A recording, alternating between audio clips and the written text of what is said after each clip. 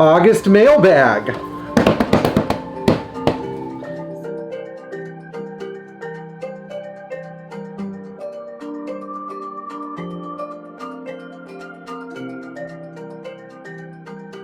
So I decided that I was going to answer some questions today that I got from different viewers on the air.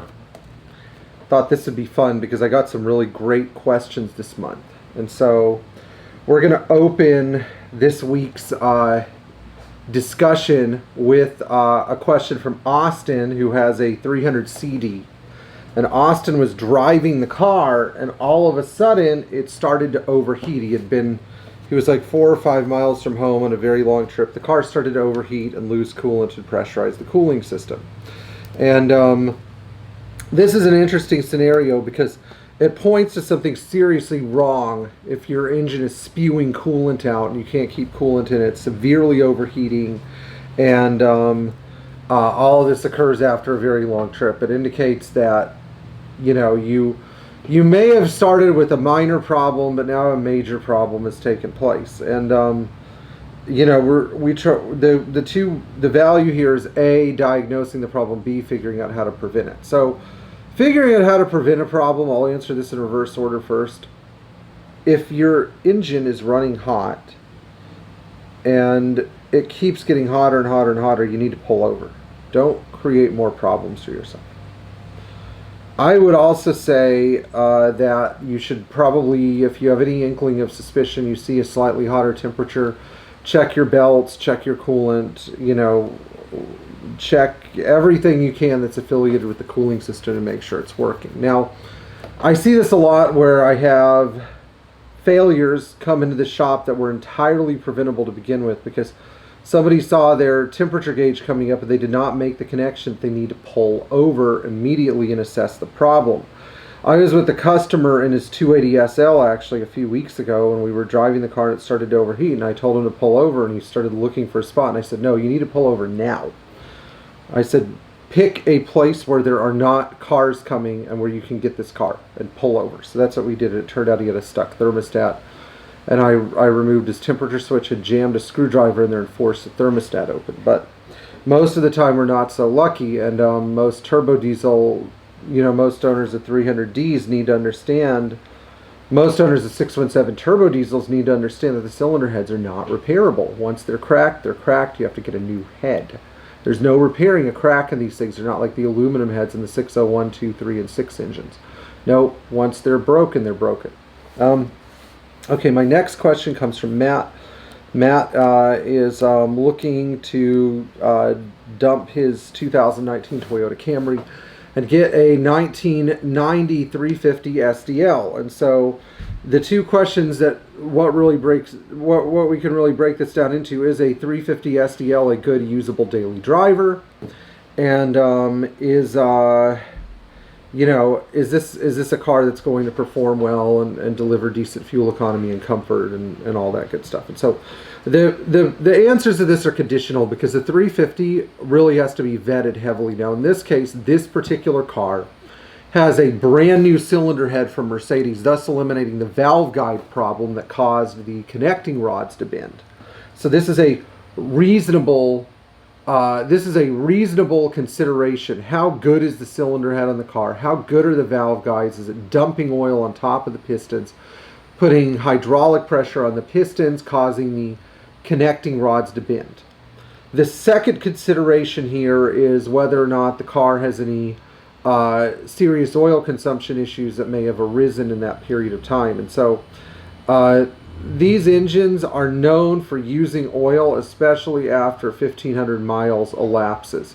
They're not like the 617 engines, which are basically sealed tight, stay sealed tight if you take care of them, and then once you start really going past the oil change limit, running them low on oil, or driving the crap out of them, they start to burn oil. No, a lot of 350s will burn oil, even if they're decent cars. The question is how much. You know, I would consider a quart every 900 to 1,100 miles to be at the bottom of safe, along with healthy oil pressure. And in this case, if the car passes those criteria, it's good. Now, some people who don't like diesel engines might say, oh, this big car is going to be kind of slow and it's going to be a poor performer. But in actuality, the 350 is a great performer. It has tons of bottom end torque. It pulls like a train. Years ago, I remember my friend Bill Walsh had a 350 SD when we were living, when I was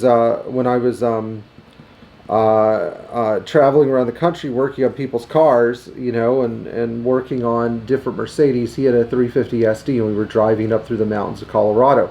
The car pulled like a train. It had a replacement engine from Mercedes, so it had the factory warranty replacement, which is great. But the problems all started with the cylinder head, and if the cylinder head is addressed properly, then there's no reason that the cylinder head in the car, you know, being replaced shouldn't give you some confidence to buy the entire car. And yes, they do perform well and are super reliable. And despite what people say about the 350, I really like them. We have quite a few in service that deliver great, you know, unfussy reliability. Okay, so a third question that I got during the week was trying to actually pick which question I want to answer here, because there are so many great questions that come in from my viewers, and some of them are better than others. But a third really great question that I had, and actually this person came in to assist me, was whether or not they came in so I could assist them, was whether or not the fuel pump relay on a 560 SL, the original relay, can be repaired. And because the supply of these relays is drying up and the different part numbers have been discontinued by Mercedes, I would say this is an actually very good option. So the first way to fix a fuel pump relay or similar relay on your Mercedes is to pull this case off. You just need a little screwdriver, sometimes two of them, to sort of wedge the relay board out of the case. And once you get the board in your hand, there are a bunch of little solder joints on it, and you need to get a very bright light, a magnifying glass out, and whatever other implements you need to be able to see. Whether you take a picture of it with your phone and blow it up or whatever, you need to be able to see. And you need to start looking for cracks along the bottom. This is where the cracks occur, the bottom of the grid on the relay, where all the pins are, because that's where the power distribution occurs, and that's where the solder joints break. So if you get a soldering iron out, I'm sorry I don't have one with me right here. I don't want to break frame and go get one. But if you get your soldering iron out and you see cracks in the joint, just get a little bit of high percentage lead silver solder and go through and resolder all the joints. It can even be a little messy. The crack just needs to get filled in with fresh solder, and this will actually repair any relay instead of you having to use a Chinese unit from Global Product Development or whatever the heck that company is that we see all the time that sells garbage. But anyway, these are three very good considerations. So, you know, I try to answer questions in there once in a while that I think are really good questions. If you're a Patreon and you want your question answered on our live video feed, then we can do that for you. But usually I like to answer questions one-on-one because the information tends to be better. So if you enjoyed this video, please like, share, and subscribe. Tap the bell for notifications, and leave a comment below if you have any questions. The best way to reach me is to email me, because right now with a 5-month-old baby and about 100 emails to answer, you know, every 2 days or so, I am slammed, and I have time to look at comments, but sometimes most of the time I just can't answer them, you know, but I do try to get back to emails within a 72-hour period. So anyway, enjoy driving your Mercedes Benz, and we'll see you next time. Thanks.